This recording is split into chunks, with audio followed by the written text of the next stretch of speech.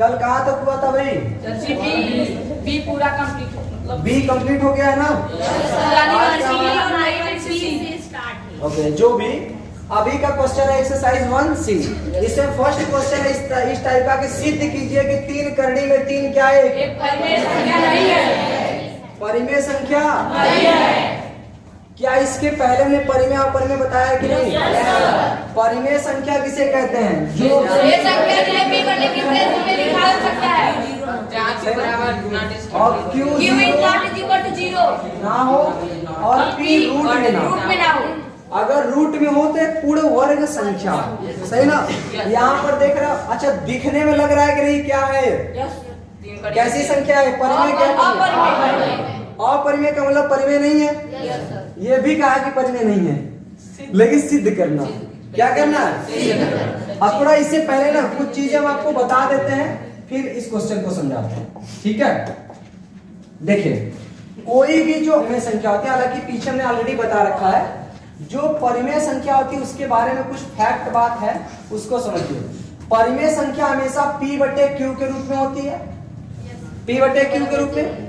और एक बात और, P बटे Q के रूप में होगी ना, तो जो P और Q होगा, P और Q, ये एक पूर्णांक होगा। P और Q क्या होगा? पूर्णांक। पूर्णांक मतलब पूर्ण संख्या। पूर्णांक मतलब क्या है? पूर्ण संख्या। और पूर्ण संख्या मैंने ऑलरेडी बता रखा है। अब देखो, पूर्णांक में भी P और Q सहअभाज्य संख्या होगी। सहअभाज्य। अब ध्यान सुनेंगे, ये सहअभाज्य संख्या किसे कहते हैं? सहअभाज्य। ज्यादा छोटा लिखा जा रहा है क्या? दिखाई दे रहा था पीछे तक? देखिए, सहअभाज्य संख्या किसे कहते हैं? इसके लिए एक सिंपल से बात है, इतना सा क्या कि ऐसी दो संख्याएं, ऐसी दो या दो से अधिक, मतलब सहअभाज्य जब भी कहेंगे तब कम से कम दो संख्या लेंगे। तो ऐसी दो या दो से अधिक संख्या जिनके कॉमन गुणनखंड केवल एक हो। कॉमन गुणनखंड मतलब जैसे देखो, 2 है और 3, क्या ये एक दूसरे से कटेंगे? No sir. और साथ ही साथ ये इनका भी अगर आप गुणनखंड लिखें और इनका भी आप क्या लिखें? गुणनखंड लिखें, तो उसमें कॉमन केवल क्या होना चाहिए? एक होना चाहिए। उसी को हम कहेंगे सहअभाज्य। तो बताओ, अगर हम कह दें 8 है और 9 है, ये सहअभाज्य है कि नहीं? नहीं सर। इसका होगा 1 गुणे 2 गुणे 2 गुणे 2, ये होगा इसका। ये होगा 1 गुणे 3 गुणे 3। तो इसमें कॉमन केवल क्या है? यानी ये दोनों भी सहअभाज्य है, है ना? तो सहअभाज्य संख्या किसे कहते हैं? वे 2 या 2 से अधिक संख्याएं जिनके या जिनका गुणनखंड यानी कॉमन गुणनखंड केवल क्या हो? एक। या शॉर्टकट में बोले तो इनका एचसीएफ कितना हो? एचसीएफ ना, समझ रहे हैं ना?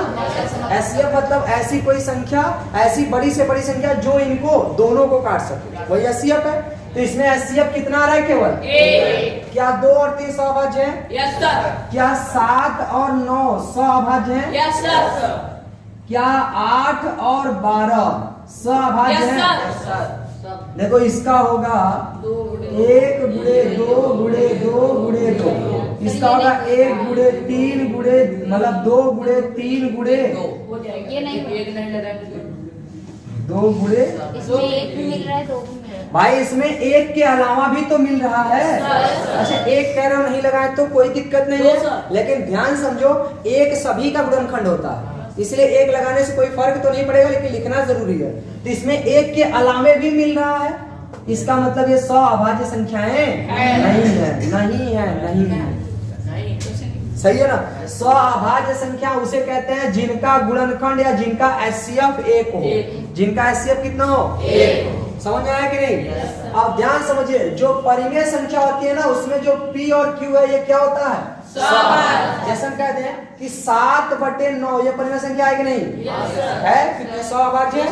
ठीक। अगर हम कहते हैं 8 बटे 12, नो सर। सुनो, परिमेय संख्या तो है, लेकिन इसका सही रूप ये नहीं है। इसको पहले काटिए, 2 चौके 8, 2 छक्का 12, 2 गुना 4, 2 3 6, यानी ये सही परिमेय संख्या 2/3 होगा। समझ आया कि नहीं? तो मेरी बात ध्यान सुनिए, कभी 8 बटे 12 लिखेंगे ना, तो चूंकि जब तक भिन्न कट सकता है तब तक काटा जाता है, सही ना। इसका सही रूप ये है, तो ये एक परिमेय संख्या है। लेकिन यहाँ पे मैंने कहा P और Q, तो ये पूर्णांक तो है ही, परिमेय संख्या अगर होगी तो पूर्णांक होगी, और साथ ही साथ ये क्या होना चाहिए, सभाज्य, मतलब इनको और छोटे भागों में आप तोड़ नहीं सकते, सही है ना, ये बात ध्यान देना। तो अब हम अगला क्वेश्चन, अच्छा एक बात, इसमें एक प्रमेय है जिसको आप समझ लेंगे ना, तो ये आने वाला जो चैप्टर होगा बहुत आपको आसानी से समझ में आएगा। वो प्रमेय ये है कि अगर कोई p स्क्वायर है, कोई p स्क्वायर, अगर ये q से कट रहा है, किससे कट रहा है, q से, मतलब कोई संख्या का वर्ग यदि किसी अन्य संख्या से कट रही है तो इसका मतलब p भी q से कटेगा। समझा, जैसे हमने कह दिया 5 का स्क्वायर, 5 का स्क्वायर कितना होगा, 25। अगर ये 25 5 से कट रहा है तो ये 5 भी 5 से कटेगा, सही ना। उदाहरण एक और लेते हैं, जैसे मान के चलिए 9 का क्यूब, 9 का स्क्वायर है, सही ना, ये 9 का स्क्वायर 81 है ना, बताओ क्या ये 3 से कट रहा है कि नहीं, 3 से कट रहा है, इसका ये 9 भी 3 से कटेगा, सही ना, ये याद रहेगा कि नहीं। अगर किसी संख्या का वर्ग किसी अन्य संख्या से कट रहा है तो इसका मतलब वो संख्या भी इस अन्य संख्या से कटेगी।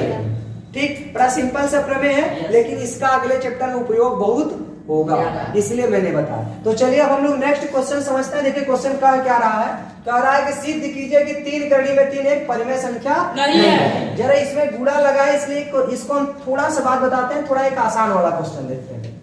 आसान वाला मतलब जिसमें कोई गुणा भाग ना हो। तो कह रहा है कि सिद्ध कीजिए कि ये क्या है, अपरिमेय। इसको बताने के बाद पहला बता, ठीक है ना। देखिए ये तो सबको पता है कि अपरिमेय संख्या है, लेकिन आपको सिद्ध करके दिखानी, सही ना। तो देखिए जब भी क्वेश्चन कहेगा ना कि सिद्ध कीजिए कि दी गई संख्या परिमेय संख्या है, तो आप इसका उल्टा मान लीजिएगा कि माना कि ये क्या है, एक परिमेय संख्या। मान लेते हैं, मान लेंगे, फिर हम अपने आप को सिद्ध करेंगे। अगर हमने जो माना है हमने सही सिद्ध कर दिया तो इसका मतलब वो परिमेय संख्या थी, लेकिन हमने जो माना अगर वो गलत आ गया, इसका मतलब जो हमने माना था वो गलत था, सही ना। तो हमने क्या मान लिया कि मान लिया, माना करड़ी में 5, करड़ी में 5 एक क्या है, परिमेय संख्या है, परिमेय संख्या है। तो भाई परिमेय संख्या अगर है तो इसे हम p बटे q के रूप में लिख सकते हैं। Yes sir. और p और q एक दूसरे से कटना नहीं चाहिए, यही तो मैंने पीछे समझाया। Yes sir. तो देखिए हमने मान लिया कि एक परिमेय संख्या है। जब ये परिमेय संख्या है तो क्या हम करड़ी में 5 को p बटे q के रूप में लिख सकते हैं? Yes sir. जहां p और q क्या है, जहां p और q एक क्या है, पूर्णांक है, और साथ ही साथ पूर्णांक है, और साथ ही साथ p और q सअभाज्य संख्या। क्या है, अभाज्य संख्या, अभाज्य संख्या है। ठीक, देखो है तो ये बहुत आसान, देख करके तो लगता है अपरिमेय है, लेकिन आपको सिद्ध करने का कुछ ना कुछ तरीका होना चाहिए।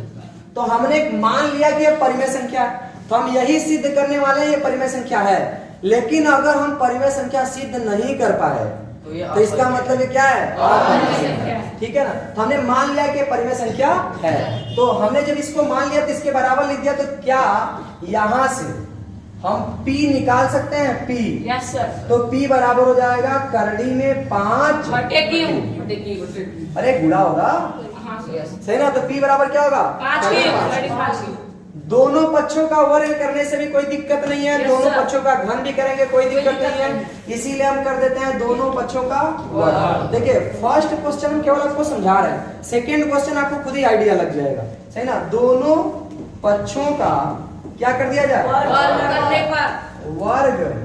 करने, एक बात नहीं, वर्ग करेंगे तो यहाँ क्या होगा, p स्क्वायर बराबर 5q अंडर रूट 5 रहेगा सर, होगा कि नहीं? सॉरी नहीं, ठीक है भाई, ठीक है सर। अगर p का स्क्वायर करेंगे तो p स्क्वायर, इसका स्क्वायर करेंगे तो 5 हो जाएगा, इसका हो जाएगा q स्क्वायर, ठीक है ना। अब मेरी बात ध्यान सुनो, यहां से अगर हम कहेंगे q स्क्वायर बराबर क्या होगा, तो आप लोग बोलेंगे सर ये होगा p स्क्वायर बटे 5, सही ना। इसका क्या मतलब है कि p स्क्वायर 5 से कटेगा, इसका क्या मतलब है कि पी स्क्वायर 5 से कटेगा। तो यहाँ पर इस क्वेश्चन का मतलब है भाई पी स्क्वायर बटे 5 बराबर क्यू स्क्वायर आया, तो क्यू तो एक पूर्णांक है, और जब पूर्णांक है इसका मतलब इसमें जब 5 से भाग दिया तो उसका वैल्यू एक पूर्णांक आया। क्या आया? पूर्णांक। पूर्णांक आने का मतलब है कि पी स्क्वायर 5 से कटा है पूरा पूरा। सही है कि नहीं? हमने ऑलरेडी मान लिया था जहाँ पी और क्यू पूर्णांक है, हम कह रहे हैं जब पी पूर्णांक है तो पी का वर्ग भी क्या होगा? और कोई पूर्णांक नहीं भी होता है ना तो भी उसका वर्ग पूर्णांक ही होता है। जैसे करड़ी में 5 पूर्णांक नहीं है लेकिन वर्ग उसका क्या होगा? 5 का करड़ी 5 का स्क्वायर 5 होगा, तो 5 पूर्णांक बना कि नहीं? तो यही हम कह रहे हैं भाई कोई भी वर्ग संख्या इसका मतलब वो एक पूर्णांक है। क्या है? पूर्णांक। पूर्णांक मतलब एक पूर्ण संख्या। अब ध्यान सुनिए समझिए, यहाँ पी स्क्वायर 5 से कट रहा है और वो भी पूर्णांक संख्या आ रही है, इसका मतलब क्या है? यहाँ पर इस पूरे संख्या का अर्थ यह है कि पी स्क्वायर अतः पी स्क्वायर किससे विभाजित है? 5 से विभाज्य है। 5 से विभाज्य मतलब भाज्य है, विभाज्य है। अतः इसके पहले मैंने कुछ बात बताई थी कि अगर कोई संख्या का स्क्वायर किसी संख्या से विभाज्य है तो वो संख्या भी विभाज्य होगी। अतः हम कह सकते हैं अतः पी भी क्या होगा? 5 से विभाज्य होगा। कोई दिक्कत? तो जब P 5 से कटेगा, इसको हमने मान लिया समीकरण नंबर 1, और इसी का ये मैंने निष्कर्ष लिखा है, जो भी बात सही ना। तो मैंने कहा पी स्क्वायर 5 से विभाज्य है, इसीलिए हमको ये बात पता चलती है कि पी भी 5 से विभाज्य होगा। कोई दिक्कत किसी को? आगे बढ़े भाई। अब ध्यान समझिए, जो पी है वो 5 से कटेगा। हम कह रहे हैं कि 10 जो है वो 5 से कटेगा, इसका मतलब ये 10 को हम 5 के गुणा में कुछ ना कुछ लिख सकते हैं। सही है ना? अगर हम कहीं कह दें कि ये 100 जो है वो 10 से कटेगा, या 10 के अलावा अगर हम कहते हैं 20 से कटेगा, 100 अगर 20 से कटेगा तो इसका देखो 100 तो 20 से कटेगा ही कटेगा।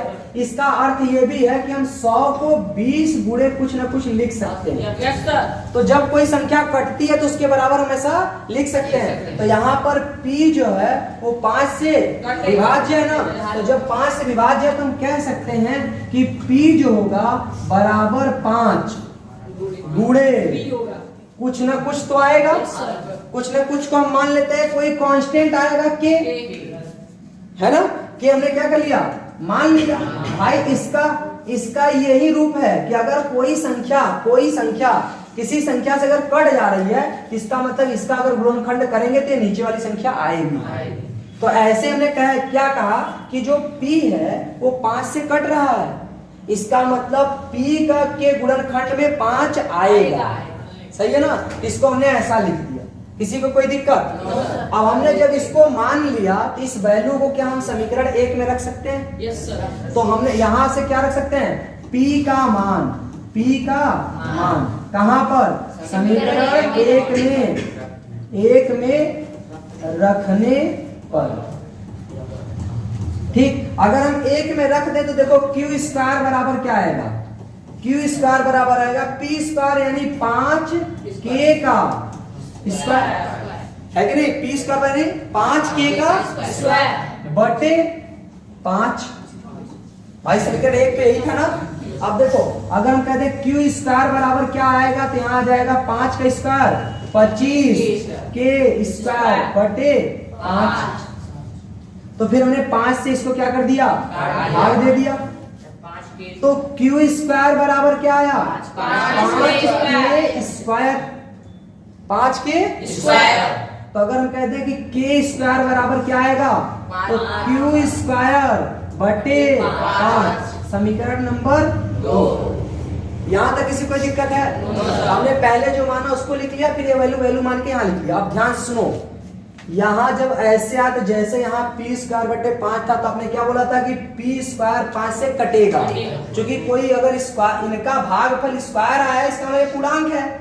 तो ऐसे ही क्यू स्क्वायर भी बटे 5 का बराबर में कोई ना कोई स्क्वायर आया है, तो इससे पता चला कि ये पूर्णांक है, और पूर्णांक है इसका मतलब क्यू स्क्वायर 5 से पूरी तरह से कट रहा है।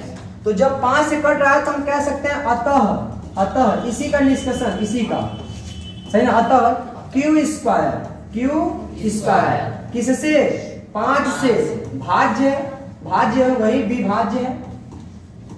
ध्यान से समझिएगा, अभी क्वेश्चन का आपका आंसर होने वाला, फिर हम आपको पूरा लॉजिक समझाएंगे इसका, सही ना। अतः क्यू स्क्वायर 5 से विभाज्य है। जब क्यू स्क्वायर 5 से भाज्य है तो क्या क्यू 5 से भाज्य नहीं होगा? होगा सर। क्यू भी 100 यानी अतः इससे इसका अर्थ यह है कि क्यू स्क्वायर 5 से भाज्य है, तो इसी बात को हम लिख सकते हैं अतः क्यू भी 5 से भाज्य होगा। अब मेरी बात ध्यान से सुनना, देखो यहां पर आपने क्या सिद्ध किया कि P भी 5 से भाज्य है, और यहां क्या सिद्ध किया कि Q भी 5 से भाज्य है। एक बात बताओ, P बटा Q है ना, इसका मतलब ये भी 5 से कट रहा है, ये भी 5 से कट रहा है, तो क्या ये सअभाज्य संख्या आई? भाई सअभाज्य किसे कहते हैं? जिसमें जैसे मैंने कह दिया 2 और 3 है, तो 2 3 में ये किसी कॉमन संख्या से ये नहीं कटनी चाहिए दोनों, है ना। लेकिन यहाँ पर जो हमने माना था कि P और Q पूर्णांक और P और Q सअभाज्य संख्या है, तभी ये परिमेय होता। सअभाज्य का मतलब एक के अलावा ये दोनों किसी से नहीं कटना चाहिए। यहाँ तो हमने सिद्ध कर लिया कि P भी 5 से कट रहा है और Q भी 5 से कट रहा है, इसका मतलब ये दोनों सअभाज्य संख्याएं नहीं है। तो जो आपने माना है आप उसका विरोध कर रहे हो। आपने क्या माना था कि भाई परिमेय है तो परिमेय है, P और Q सअभाज्य होनी चाहिए, लेकिन सिद्ध क्या कर लिया कि P भी 5 से कट रहा है, Q भी 5 से कट रहा है। भाई केवल एक से कटता तो सअभाज्य होते, यहाँ तो सअभाज्य नहीं है। अतः इस बात से, यहाँ वाले घटना से और यहाँ वाले घटना से नीचे लिख सकते हैं अतः P और Q सअभाज्य संख्याएं नहीं है। इसलिए जो हमने माना कि P बटे Q परिमेय संख्या है, वो रियल में परिमेय संख्या नहीं है, तो क्या है? बस यही सिद्ध करता, समझ आया कि नहीं? तो यहाँ नीचे अब क्या लिखेंगे, पूरा इसका निष्कर्ष लिखना है, पूरा थियोरेटिकल क्वेश्चन है और यहाँ से पेपर में क्वेश्चन आते हैं, ठीक है। तो यहाँ क्या लिखेंगे, अतः P और कौन Q दोनों किससे कट रहे हैं? 5 से विभाजित हो रहे हैं,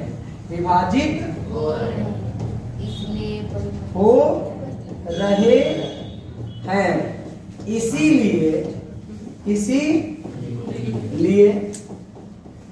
P और Q सअभाज्य संख्याएं नहीं है, सअभाज्य संख्याएं नहीं है।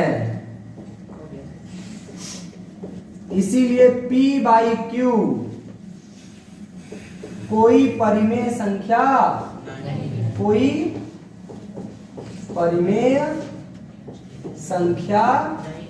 नहीं है। बताओ ये क्वेश्चन कितने लोगों को समझ में आया? फिर से समझाए? चले ध्यान समझिए, इसके पहले टॉपिक समझ लीजिए, यही बहुत ज्यादा जरूरी है। कहाँ गया पहले वाला टॉपिक? ये मैंने कहा था कि देखो परिमेय संख्या उसे कहते हैं जो P बटे Q के रूप में लिखा जा सके, और P बटे Q में P भी एक पूर्णांक होना चाहिए, Q भी एक पूर्णांक होना चाहिए, और साथ ही साथ अगर ये परिमेय है तो ये सअभाज्य होने चाहिए P और Q।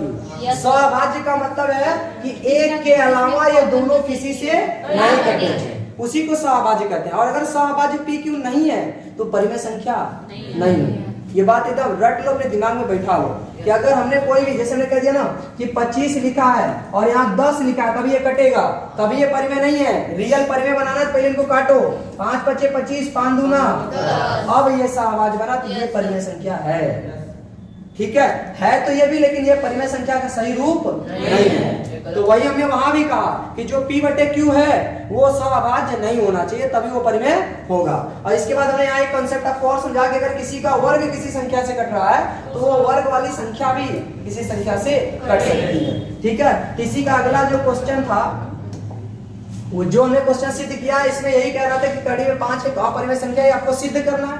तो हमने मान लिया कि परिमेय संख्या है। जब भी कहेगा सिद्ध कीजिए कि अपरिमेय संख्या, तो आप ऐसा मान लीजिए, चूंकि आप अपरिमेय संख्या नहीं बता सकते, लेकिन परिमेय संख्या के बारे में आपको जानकारी है। इसीलिए हमने कहा मान लेते हैं कि करड़ी में 5 एक परिमेय संख्या है। तो जब परिमेय संख्या है तो इसे हम p बटे q के रूप में लिख सकते हैं, जहां p और q क्या है, पूर्णांक है। और पूर्णांक के साथ साथ ये क्या है, सह संख्या। और सह संख्या यही तो हम सिद्ध करने वाले हैं। अगर सह संख्या आ गई तब तो हम बोलेंगे परिमेय संख्या था, अगर नहीं आया तो अपरिमेय संख्या होगा। तो मैंने यहाँ पे लिख दिया कि भाई देखिए अब यही हम चेक करने वाले हैं। तो हमने कहा कि एक काम करते हैं, p निकालेंगे तो करड़ी में से गुणा हो जाएगा। करड़ी में 5 क्यों हो गया, दोनों पक्षों का हमने क्या कर दिया वर्ग। जैसे ही वर्ग किया यहाँ बना p स्क्वायर, यहाँ बन गया 5q स्क्वायर। तो q स्क्वायर बराबर निकालेंगे तो गुणा में इधर आएगा तो भाग में, तो p स्क्वायर बटे 5 हो जाएगा। समीकरण नंबर 1 मान लिया। और इसका अर्थ क्या है, इसका अर्थ ये है, देखो q स्क्वायर ऑलरेडी एक पूर्णांक है और इसका मतलब है कि जब p स्क्वायर में मैंने 5 से भाग दिया तो उसका मान कितना आया, q स्क्वायर। और कोई स्क्वायर में है तो इसका मतलब वो पूर्णांक है। भाई q का मान भले करड़ी में क्यों ना हो, लेकिन वर्ग करोगे तो क्या हो जाएगा, एक पूर्ण संख्या होगी ना। तो जब वो पूर्णांक है इसका मतलब p स्क्वायर 5 से कट गया, पूरी संख्या से p स्क्वायर 5 से कट गया। जब कट गया तो जब p स्क्वायर 5 से विभाजित है, इसका ये भी सिद्ध होता है कि p भी किससे विभाजित होगा, 5 से कट जाए, यानी p 5 से विभाज्य होगा। अब देखते हैं q के बारे में। हमने कहा जब 5 से विभाज्य होगा तो इसका मतलब है कि p के गुणनखंड में 5 आएगा। तो हमने कह दिया p के गुणनखंड में 5 तो रहबे करेगा, बाकी क्या रहेगा हमें पता नहीं है। क्योंकि भाई p का वैल्यू ही नहीं पता तो हमें क्या पता चलेगा। तो हमने p को हमने लिख दिया 5 गुणे q के, ये मान लिया। तो इस वाली वैल्यू को हमने समीकरण में रख दिया। आपको हमको चीज सिद्ध कर, p तो हमें पता चल गया 5 से कटेगा। अब हम किसको चेक करने जा रहे हैं, q को। तो ये वैल्यू इसमें हमने रखा, जैसे रखा ये q स्क्वायर यहाँ p के स्थान पे 5k का स्क्वायर बटे 5 बन गया, सही ना। जैसे इतना बना हमने कहा 5k का स्क्वायर 25k स्क्वायर और 5 का 5 रहेगा, 5 से काट दिया 5, है ना। तो आया q स्क्वायर बराबर 5k स्क्वायर। तो k स्क्वायर बराबर क्या हो जाएगा, q स्क्वायर बटे 5। अब ये भी स्क्वायर है, मतलब ये कोई ना कोई पूर्णांक है। पूर्णांक है इसका मतलब है कि q स्क्वायर हमने 5 से भाग दिया तो कट गया।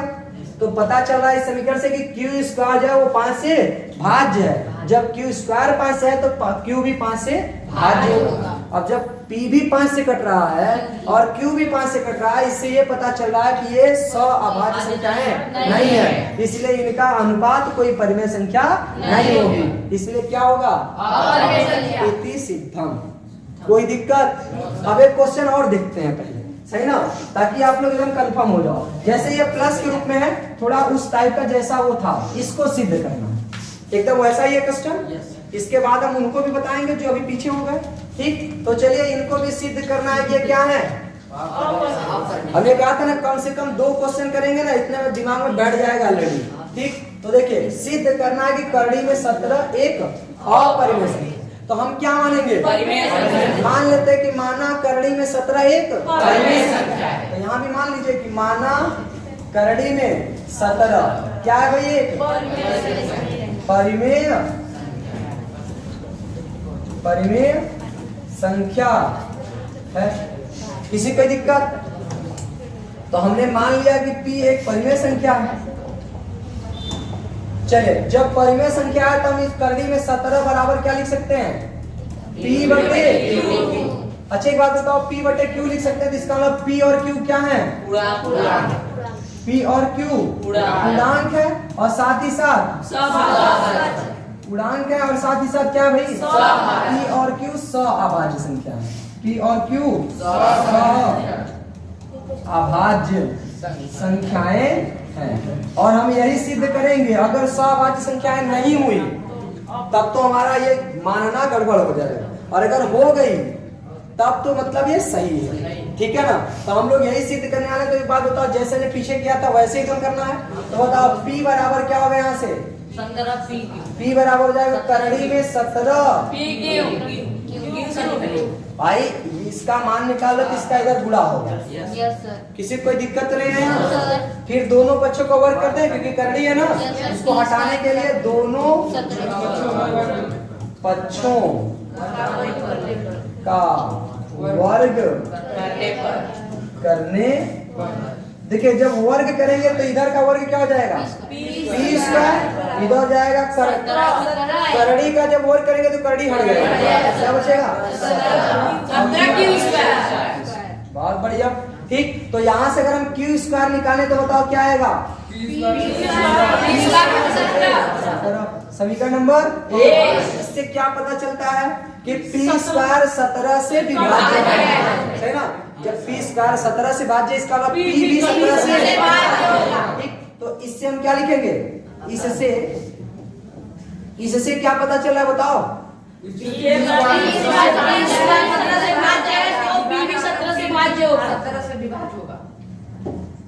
चूंकि पी स्क्वायर किससे, 17 से।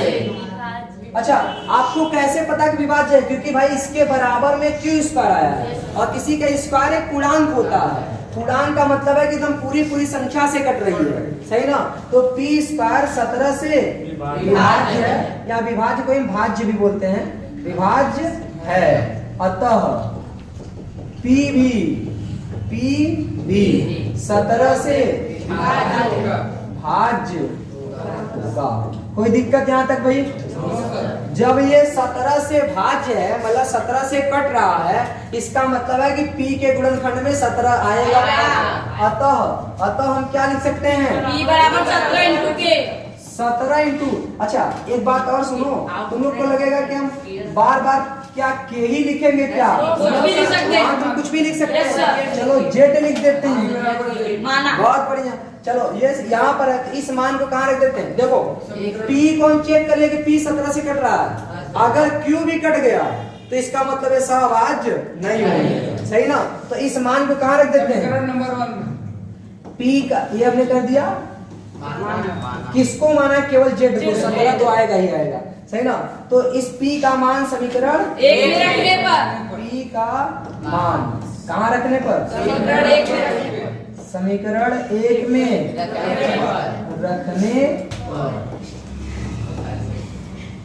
इसको ले चल के समीकरण 1 में रखेंगे। देखो ये हो जाएगा Q Q स्क्वायर बराबर P स्क्वायर बटे 17। तो P का वैल्यू क्या है, 17 जेड। यहाँ लिखेंगे 17 जेड का होल स्क्वायर बटे, ये भाई है जेड।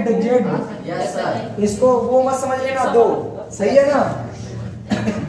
देखो Q स्क्वायर बराबर 17 का स्क्वायर 289, जेड का जेड स्क्वायर बटे 17। भाई 17 से 17 बार में कट जाएगा, तो Q स्क्वायर बराबर आया 17 जेड स्क्वायर। Z square. बताओ जेड स्क्वायर बराबर क्या होगा, 17 बटे Q स्क्वायर। Q बराबर Q स्क्वायर वही रहा, 17 को इधर भेजेंगे तो बटा में हो जाएगा। समीकरण नंबर 2। यहाँ से क्या पता चल रहा है कि 17 अगर Q 17 स्क्वायर से कटेगा तो Q भी 17 से कटेगा। बहुत बढ़िया। ये स्क्वायर आया है यानी पूर्णांक है। पूर्णांक होने का मतलब है कि Q स्क्वायर 17 से पूरी तरह से कट जाएगा। जब कट जा रहा है, अतः यहाँ लिखेंगे इस, चूंकि Q स्क्वायर किससे, 17 से क्या है भाई, भाज्य है। इसलिए 17 भी इसलिए Q भी 17 से भाज्य Q है वो भी 17 से भाज्य होगा, सही ना। इसका क्या पता चला भाई कि P और Q दोनों 17 से भाज्य हैं। 17 से जब कट रहे हैं तो क्या ये सहअभाज्य संख्या है। तो अतः हम लिखेंगे, अतः P और Q सहअभाज्य संख्याएं नहीं है। सहअभाज्य संख्याएं नहीं है, इसीलिए P बटे Q अपरिमेय संख्या है, अपरिमेय संख्या है। अपरिमेय हमने P बटे Q किसको माना था, करड़ी में 17। ठीक, तो इससे क्या पता चला है कि करड़ी में 17 एक P बटा Q की जगह पे हमने माना था करड़ी में 17 है। करड़ी में 17 किसे लिखा जाए, रूटीन 70 क्या है, बताओ। अभी समझ में आया कि नहीं, आसान है। चले आगे बढ़े। अब इसके पहले वाला क्वेश्चन लगा लेते हैं, जो क्वेश्चन नंबर था 1। देखिए क्वेश्चन क्या कह रहा है। अच्छा, एक बात और भी है, जिनको लगता है कि सर हम लोग तो उतार नहीं रहे हैं, तो हमने बोला है कि ऑलरेडी सारी क्लासेस आपकी यही की सारी क्लासेस रिकॉर्डेड होंगी। तो जाकर के अगर अभी नहीं समझ में आया थियोरेटिकल, घर पे जाने के बाद कई सारे बच्चे ऐसा कहते नहीं कि सर यहाँ तक याद रहता है, घर पे जाके भूल जाते हैं। साइंस में ऐसा होता है ना, आप नहीं भूलोगे, जा करके घर पे चुपचाप दोबारा देखना। और एक बात बता दे रहे हैं, साइंस की चीजें जो चलेंगी यहाँ वो शायद ही आपको कहीं और मिले पढ़री में, ठीक है ना, पढ़री में क्या कहीं नहीं मिलेगी। ठीक, आगे बढ़े भाई। चले, इस क्वेश्चन को भी हमें क्या सिद्ध करना है कि परिमेय संख्या नहीं मतलब अपरिमेय संख्या। तो ध्यान से समझिए, हम मानेंगे क्या, क्या मानेंगे बोलो। हम मान लेते हैं कि माना 3 करड़ी में क्या है, परिमेय संख्या। ऐसा हमने मान लिया, मान लेंगे अगर ये परिमेय संख्या तो हम इसको ऐसे लिख सकते हैं 3 करड़ी में 3 बराबर p बटे, है ना। जहां पर बताओ, जहां तहां क्या होगा,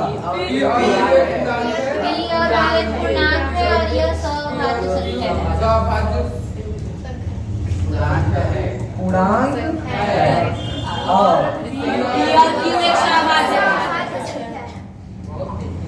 p q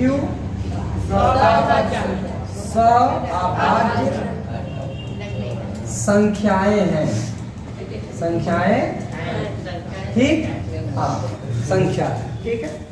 अब ध्यान समझिए भाई, यहाँ 3 तो एक पूर्णांक है ना, तो 3 को उधर भेजो। जो अगर हमको करड़ी में, जो करड़ी में बस उसको इधर छोड़ना है, तो भेजते हैं उधर। तो करड़ी में 3 बराबर क्या होगा, p बटे 3 का गुणा क्यों होगा 3। हमको इस करड़ी को खत्म करनी है, इसलिए क्या करेंगे, दोनों पक्षों का वर्ग करने पर। कोई दिक्कत, इधर ध्यान दो आप, कहाँ वही तो देख रहे हैं। करड़ी में 3 का स्क्वायर, 3 p का स्क्वायर, p स्क्वायर, नीचे देखो 9 p स्क्वायर, 9 q स्क्वायर। कोई दिक्कत भाई, देखो q स्क्वायर को इधर भेज देते हैं, तो इधर हो जाएगा 3q स्क्वायर बराबर हो जाएगा p स्क्वायर बटे 9।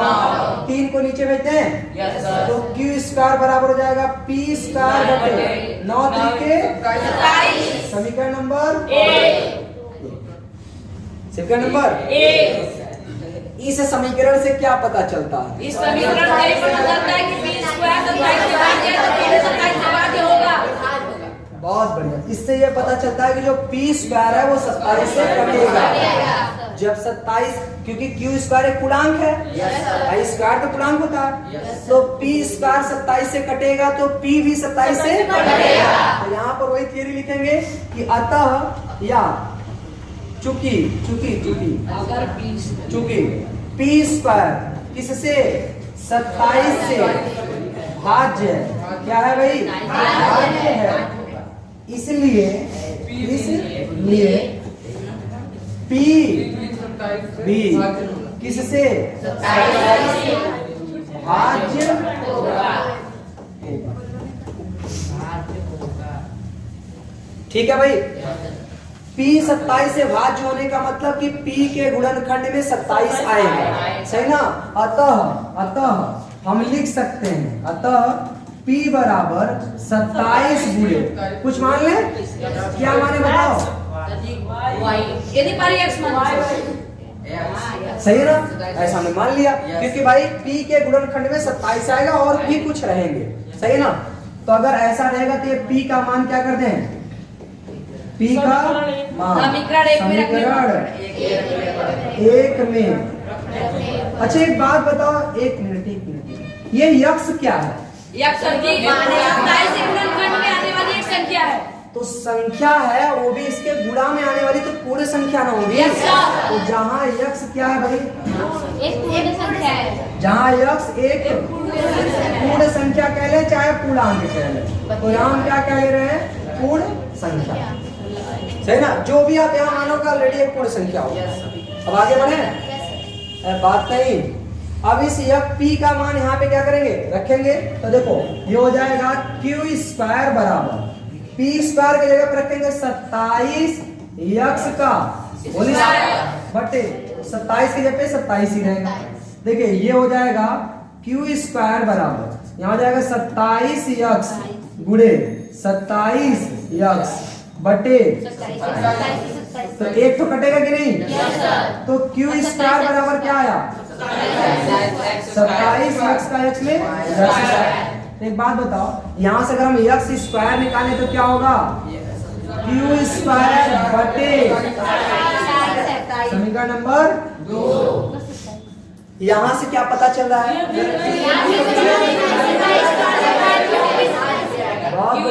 यहाँ से पता चला है क्यू स्क्वायर 27 से भाज्य है। जब क्यू स्क्वायर 27 से भाज्य तो क्यू भी 27 से भाज्य होगा। तो यहाँ क्या लिखेंगे, चूंकि क्यू स्क्वायर 27 से भाज्य है यानी कट रहा है भाज्य, तब क्यू भी 27 से भाज्य, मतलब समझते हो ना, भाज्य होगा। और भाई जब ये भाज्य है तो इन दोनों समीकरण से क्या पता चला कि P भी 27 से कट रहा है, Q भी 27 से कट रहा है। इसका मतलब P और Q सभाज्य संख्या है। जब सभाज्य संख्या नहीं है तो आपने माना था कि परिमेय संख्या है, तो ये परिमेय संख्या भी है ना। तो अतः P और Q क्या है भाई,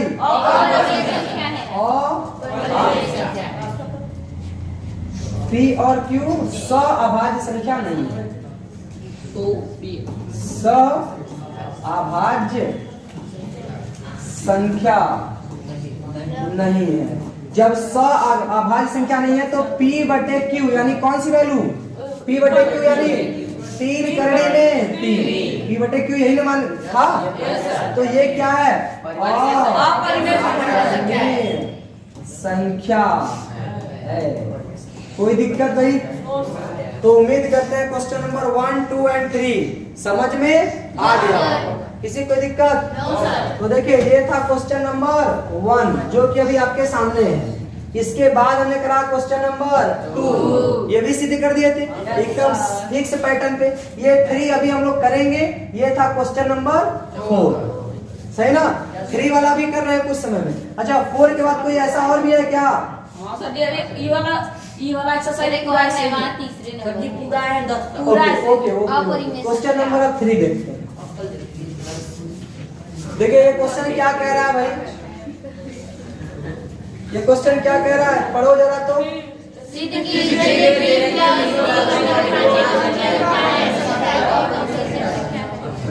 करा सिद्ध कीजिए कि 3 + 2 करड़ी में 5 एक और परिमेय संख्या है। सही है भाई, सॉल्व किया जाए। Yes sir. हम क्या मानेंगे,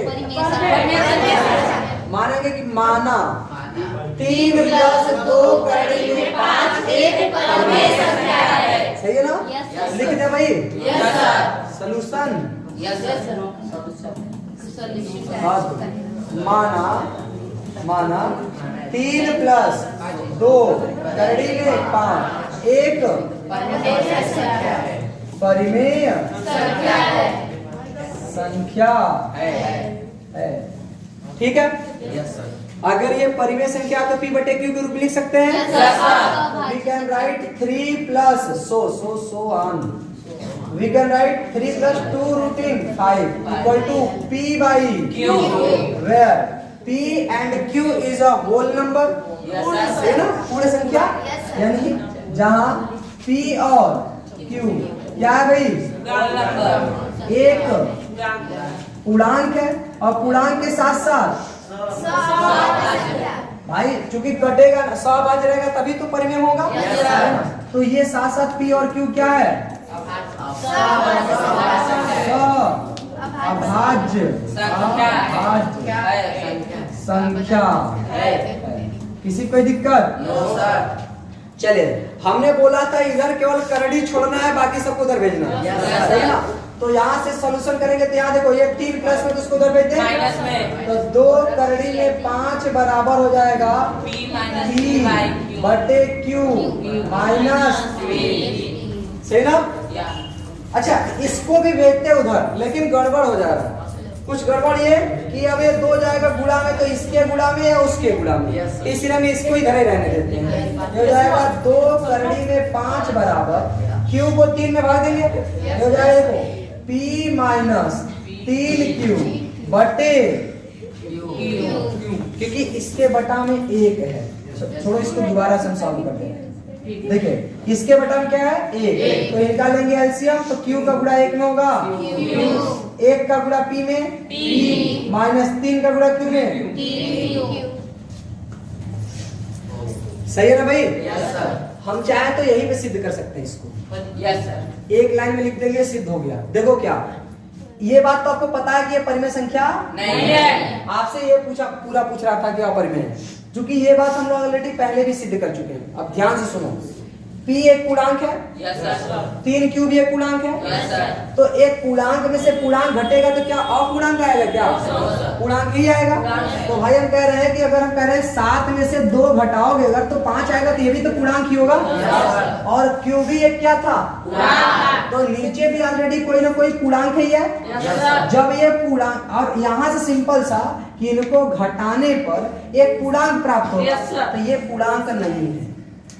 करड़ी में 5 कोई पूर्णांक नहीं है। हमारे बातों का यहीं पे विरोधाभास हो रहा है, क्योंकि हम पूर्णांक में से पूर्णांक घटा रहे हैं तो पूर्णांक आना चाहिए, लेकिन आ क्या रहा है? अच्छा किसी को लगता है सर 2 करड़ी में 5 पूर्णांक हो सकता है, तो चलो कोई बात नहीं, करड़ी में 5 को रहने देते हैं, 2 को भेजते हैं उधर। ये हो जाएगा p माइनस 3q बटे, अब तो समझ में आया? अभी भी तो ये पूर्णांक है, क्योंकि ये तो ऑलरेडी पहले ही माने थे कि पूर्णांक है, और q भी क्या है? पूर्णांक। तो एक पूर्णांक में से एक पूर्णांक घटेगा तो प्राप्त होने वाली संख्या भी पूर्णांक होनी चाहिए। क्या ये पूर्णांक है? भाई हमको सिद्ध तो परिमेय अपरिमेय करना है ना, हम परिमेय अपरिमेय कहाँ मान रहे हैं? हम तो कह रहे हैं कि यहाँ ये पूर्णांक था, पूर्णांक में से पूर्णांक घटेगा तो पूर्णांक संख्या प्राप्त होनी चाहिए, लेकिन यहाँ तो अपूर्णांक प्राप्त हो रहा है। तो हमारे बातों का यही पे विरोधाभास हो रहा है कि p और q पूर्णांक नहीं है। जब पूर्णांक नहीं है तो ये परिमेय संख्या भी नहीं है। समझ आ गई? यहाँ उतना लंबा जाने की जरूरत नहीं है, डायरेक्ट हम बोल सकते हैं कि p और 3q यानी q एक क्या है? पूर्णांक है। ऐसा हमने माना था, ऐसा हमने माना था, ये पूर्णांक है, इसीलिए या इसलिए इनका अंतर यानी घटाना, इसलिए इनका अंतर यानी घटाना क्या होना चाहिए भाई?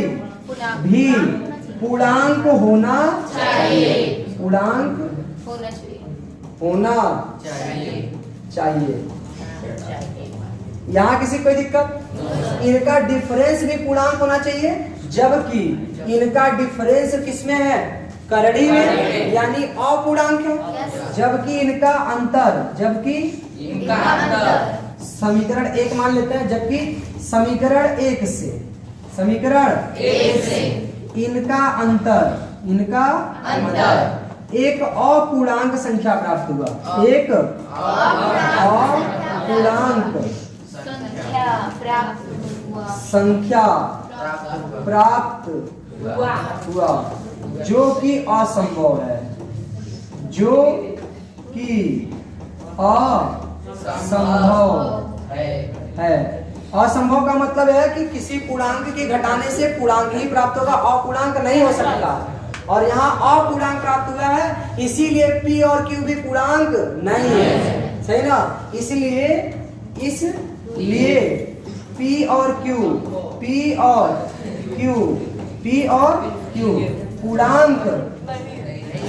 पूर्णांक नहीं है, और जब पूर्णांक नहीं है तो इनका अनुपात कोई परिमेय संख्या नहीं है, क्योंकि परिमेय संख्या में p और q दोनों पूर्णांक होने चाहिए।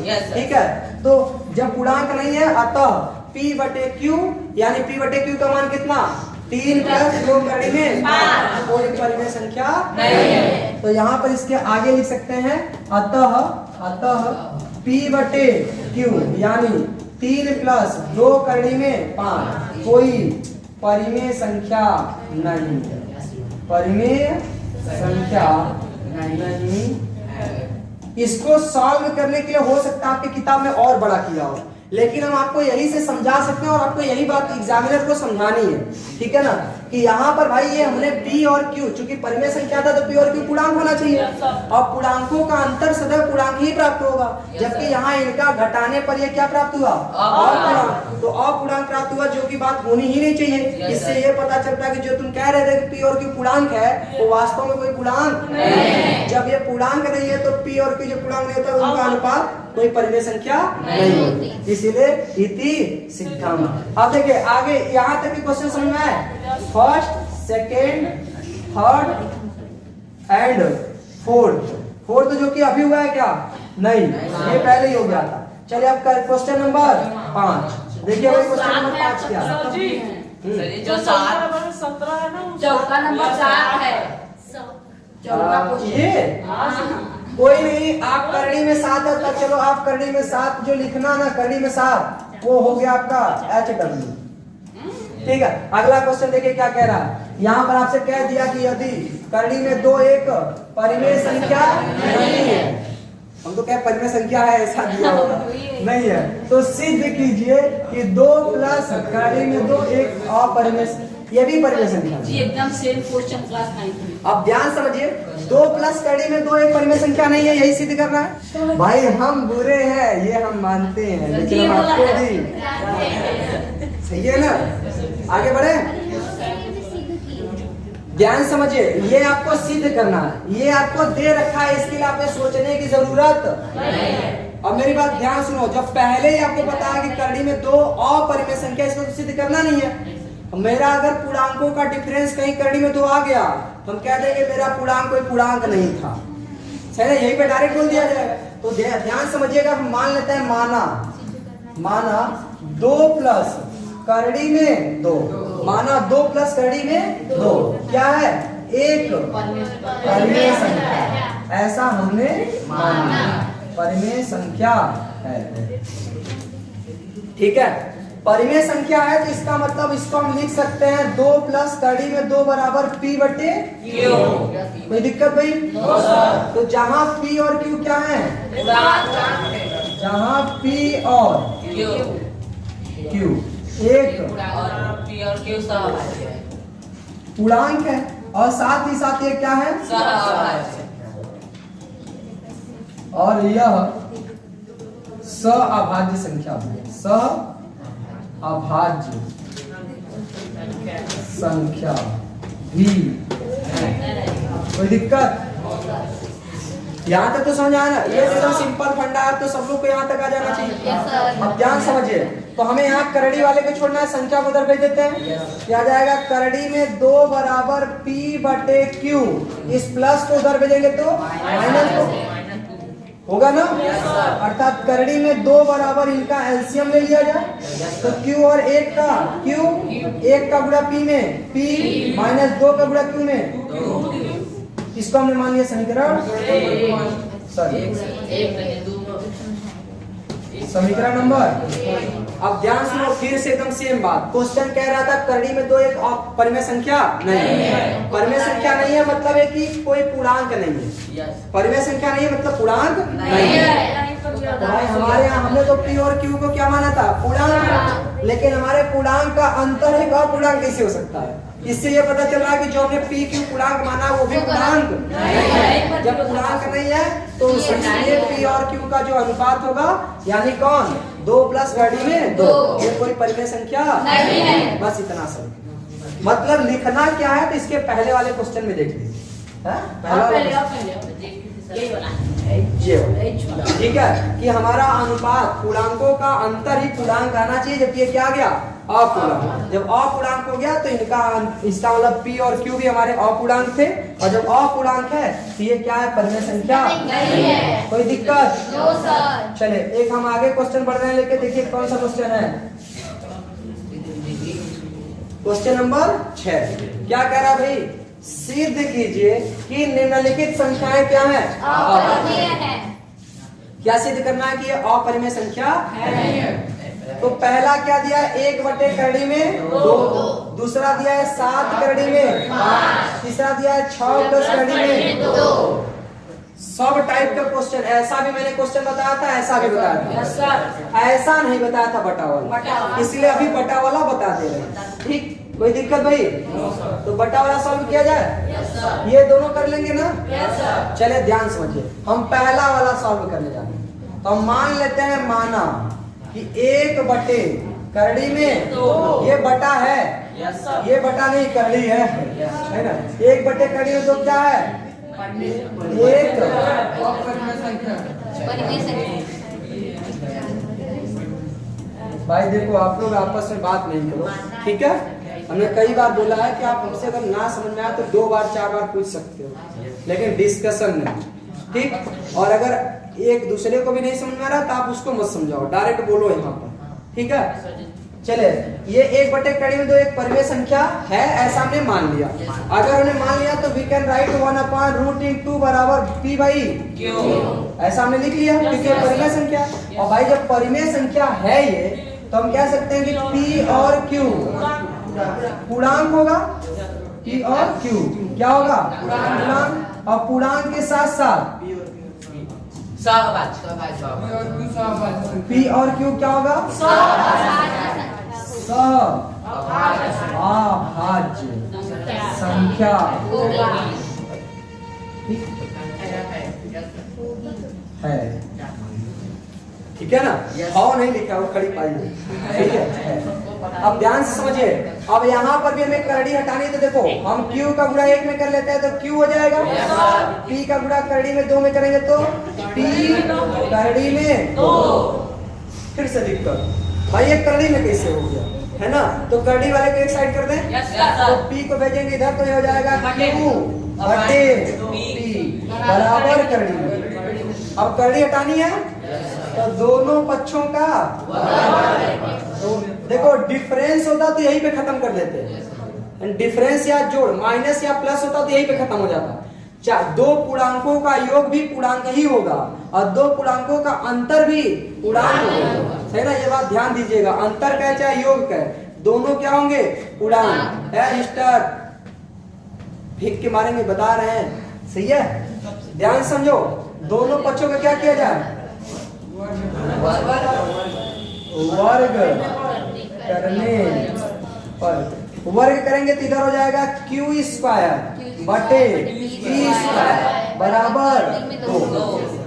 ध्यान समझिए, p स्क्वायर को उधर भेज दें तो उनका स्थान ले लेगा, यानी एक्सचेंज, एक्सचेंज यहाँ पर समझता ना? Yes sir. यहाँ से वहां जाओ, फिर वहां से यहाँ आओ, है ना?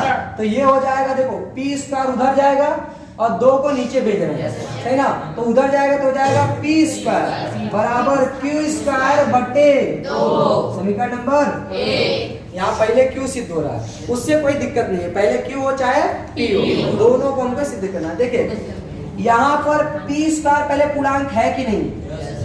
हमेशा स्क्वायर वाली संख्याएं सदैव पूर्णांक होती है, ठीक? हम कह रहे हैं कहीं करड़ी में 5 है, ये तो पूर्णांक नहीं है ना, लेकिन इसका स्क्वायर पूर्णांक होगा, इसीलिए स्क्वायर वाली संख्या सदैव पूर्णांक है। पूर्णांक है मतलब 2 से जब मैंने q स्क्वायर में भाग दिया एक पूर्ण संख्या आई, तो इससे पता चला कि q स्क्वायर 2 से भाज्य है। तो जब q स्क्वायर 2 से भाज्य है तो q भी 2 से भाज्य होगा। तो यहाँ क्या लिखेंगे? यहाँ क्या लिखेंगे भाई? चूंकि ना, चूंकि q स्क्वायर 2 से भाज्य है। हिंदी में लिखे भाई, अंग्रेजी दिख रहा है क्या?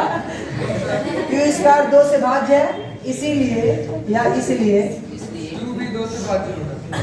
q भी 2 से भाज्य होगा, 2 से भाज्य। हिंदी में लिखे है भाई, हमको लगता है हम उर्दू में लिख रहे हैं। वो नहीं, वो 2 का जी, आपको पता चल गया, वो 2 का है, 2 वो 2 का q स्क्वायर। तो 2 तो लिखे हैं। अच्छा हिंदी में देखो, इस 2 का और इस 2 लिखने में अंतर है। ये 2 एक संख्या बता रही है और ये 2 लोगों को बता रहा है। 2 लोगों मतलब कोई एक और है, कोई और है, समझाया कि नहीं? तो इन दोनों में अंतर है, ये बात समझिएगा। ऐसे लिखा होगा मतलब किन्हीं 2 लोगों की बात कर रहा है, और ऐसे लिखा होगा मतलब संख्या 2 की बात कर रहा है। ठीक है, इन दोनों का एक छोटा सा अंतर है, हालांकि पीछे मैंने बताया था। ठीक, आगे बढ़े, अब ध्यान समझिए। अगर Q 2 से कट रहा है, इसका मतलब है कि Q के गुणनखंड में 2 आएगा। अतः हम लिख सकते हैं, अतः Q बराबर क्या लिख सकते हैं, 2 गुणे कुछ बताओ K, तो K क्या होगा, पूर्णांक होगा। क्योंकि देखो 2 से Q कट रहा है, तो 2 से अगर हम Q में भाग देंगे तो कुछ ना कुछ भागफल आएगा, और भागफल ही K है, और भागफल सदैव पूर्णांक होगा। ठीक, अब ध्यान समझिए, इस Q का मान किसमें रख दिया जाए, समीकरण 1 में रखने। देखिए यहाँ 1 है, तो बताओ 1 सर ये फेंक रहे हैं, लग रहा है। कौन फेंक रहा है, सर वही भैया फेंके हैं। हम नहीं फेंका है सर, कौन फेंका है, ये फेंका। एक बात बता दे रहे हैं, ऐसे काम के लिए एकदम बिल्कुल भी माफी नहीं होगी। ठीक है, सीधे फांसी की सजा ये होगी। बात अब मेरे बैग में से पेन निकाले, हम बोले पेन रख दो बैग में, पेन रख दो, नहीं देखिएगा, रखा। ये मेरा नाम लगा देखिए भाई को। अभी शांत रहिए, अब क्लास के बाद डिस्कशन करना। हमने कई बार बताया कि उधर से इधर कोई भी कमेंट बाजी या कुछ भी नहीं होना चाहिए, सही है। अगर ऐसा कुछ भी होता है तो याद रखिएगा, अगले दिन से आप कोचिंग दिखेंगे भी नहीं। ठीक है ना, अगर कभी भी कोई भी गड़बड़ी हो गई ना, तो अगले दिन से आप कोचिंग नहीं दिखेंगे। इसमें हम नहीं रोकेंगे, आपके घर वाले रोकेंगे, सही है। तो ऐसा नहीं होना चाहिए कि लड़ाई झगड़ा हो जाए बढ़िया से। अभी आप बच्चे हो, तो बच्चे दिल के सच्चे होते हैं, सही ना, इसीलिए शांत रहिए। ठीक, आगे बढ़े, चले। Q का मान समीकरण 1 में रखने पर 1 यही है, तो देखिए P² बराबर क्या होगा, Q का मान कितना में लिखा है, 2K, तो यहाँ लिखा जाएगा 2K, और इसका क्या कर दिया जाएगा, स्क्वायर, बटे में नीचे क्या आएगा, 2 आएगा, सही ना। तो यहाँ पे आएगा P² बराबर 2 का स्क्वायर 4, K का स्क्वायर K² बटे 2, 2 से 2 K कट जाएगा, P² बराबर 2K², तो K² बराबर हो जाएगा P² बटे 2। अब इससे क्या पता चल रहा है, अरे भाई रो रहे हो क्या, लड़के रोते नहीं है, तो बात ध्यान देना, सही है। तो P, इससे क्या पता चल रहा है कि P² 2 से विभाज्य, क्या पता चल रहा है, P² 2 से विभाज्य है। तो जब P² 2 से विभाज्य है तो P भी विभाज्य है, और अगर P और Q दोनों 2 से विभाज्य हो गया तो P और Q क्या सभाज्य संख्या रह गई, जब सभाज्य नहीं है तो P बटा Q कोई परिमेय संख्या नहीं। समझ आया कि नहीं, लिख देते हैं उसको।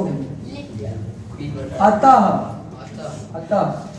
P² किससे, 2 से क्या है, भाज्य है, भाज्य।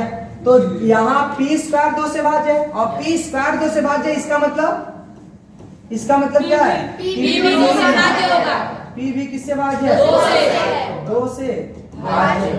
अब ध्यान समझिए, इन दोनों बातों से क्या समझ आ रहा है कि आपका Q भी 2 से कट गया और P भी 2 से कट गया, इसका मतलब P बटे Q कोई सभाज्य संख्या नहीं, P और Q सअभाज्य संख्या है, P और Q कोई सअभाज्य, P और Q सअभाज्य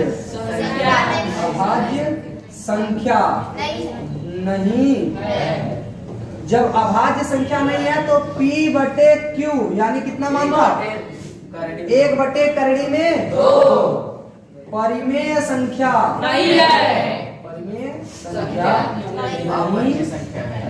जब परिमेय संख्या नहीं है इसका क्या मतलब है, बताओ कोई दिक्कत, तो अब उम्मीद करते हैं कि कहेगा सिद्ध कीजिए परिमेय संख्या है, सिद्ध कीजिए नहीं है, ये सब आप कर ले जाएंगे। कोई दिक्कत, तो अगला क्वेश्चन देख लिया जाए। पहले तो बताओ 7 करने 5 कर लोगे, एकदम सेम टू सेम ऐसा ही होगा, ये प्लस वाला है, ये भी ऐसा ही होगा। ठीक, तो आगे बढ़े, नेक्स्ट क्वेश्चन देखो क्या करा है, एक बार अपने किताब में मिला देना, रूट इन 31 ही है, बुकवा नहीं गलत नहीं, सर जी, गलत है सर जी करने में 3 माइनस 1 है। करने में 3 -1 करने में 3 माइनस 1 यही है ना, मतलब इसी बीच में इसे माइनस कराना है ना। चलिए ध्यान समझिए, अब आपको सिद्ध करना है कि करने में 3 - 1 क्या है, अपरिमेय संख्या। ध्यान समझो, इसको केवल हिंट दे रहे हैं। आप मान लेना कि परिमेय संख्या है तो करनी में 3 - 1 बराबर p बाई q होगा कि नहीं। तो करनी में 3 बराबर क्या होगा, p बाई q प्लस 1 होगा ना। ये हो जाएगा करनी में 3 बराबर 1 से गुणा करेंगे तो p प्लस q बटे p, सॉरी q। बताओ p और q पूर्णांक था। जब ये पूर्णांक, क्योंकि जब आप परिमेय संख्या मानोगे तो पूर्णांक होगा, तो इनका योगफल भी क्या आना चाहिए, जबकि योगफल एक अपूर्णांक संख्या प्राप्त हुई है, इसीलिए ये परिमेय संख्या नहीं है। गलत गलत है, सही ना। आगे बढ़े, नेक्स्ट क्वेश्चन। करड़ी में 5 माइनस करड़ी में 3 बार क्वेश्चन मिला लीजिएगा सब, ठीक है ना। ध्यान से सुनो, यहाँ कुछ चीजें हम लिख रहे हैं। अपरिमेय संख्या, अपरिमेय संख्या में से जब हम अपरिमेय संख्या को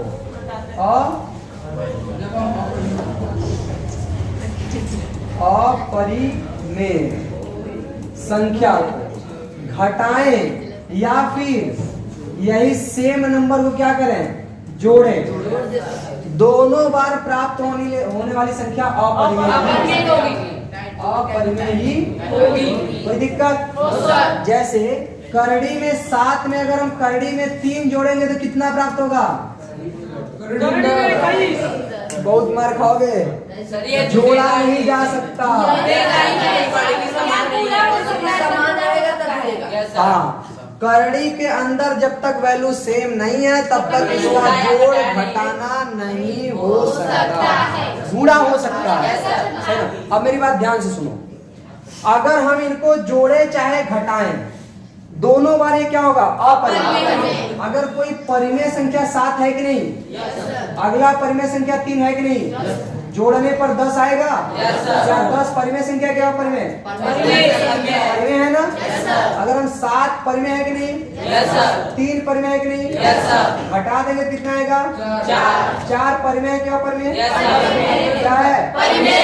ध्यान से सुनो, 2 बड़े इंपॉर्टेंट शब्द कि अपरिमेय संख्या और अपरिमेय संख्या का जोड़ कहें चाहे घटाना कहें, योग कहें चाहे अंतर कहें, प्राप्त होने वाला सदैव क्या होगा, अपरिमेय। ऐसे ही एक परिमेय संख्या और एक परिमेय संख्या, एक अपरिमेय संख्या सॉरी परिमेय संख्या और एक अपरिमेय संख्या का योग या अंतर सदैव क्या प्राप्त होगा, परिमेय संख्या। ये 2 बात याद रखेंगे। चलिए तो फिर इसको आप लोग ट्राई करेंगे तो ठीक है, नहीं तो हम बताएंगे अगले दिन, ठीक है। आज इतना।